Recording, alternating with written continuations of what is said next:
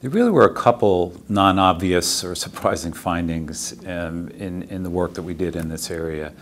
The first one was the disconnect between how important directors said getting CEO succession right is and their rating of themselves in terms of how well they do it. So 95% of directors said that CEO succession is a critical business continuity issue, but less than 50% of boards rated themselves as being good at it. That's a pretty significant disconnect. The second is that we really were surprised at how frequently boards were willing to allow a CEO to drive the process. You know, at the end of the day, a board is going to be responsible for and have to live with the choice that they make for a successor. And as we found in our experience over the decades from the 40s on, usually CEO succession was handled by the incumbent CEO. And in the last decade, there's really been a push for boards to take much more ownership of this.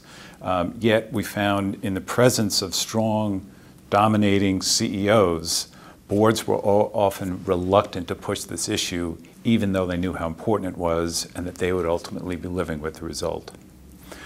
I think the third finding that wasn't obvious is that CEO succession goes way beyond determining who the successor is and getting that right.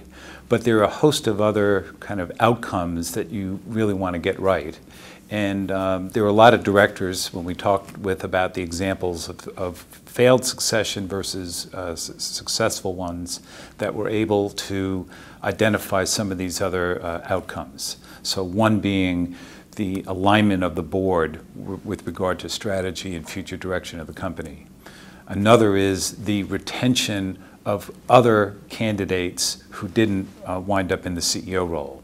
And how does a company not lose talent that is great, that they've invested in over years, and not turn this thing into a horse race?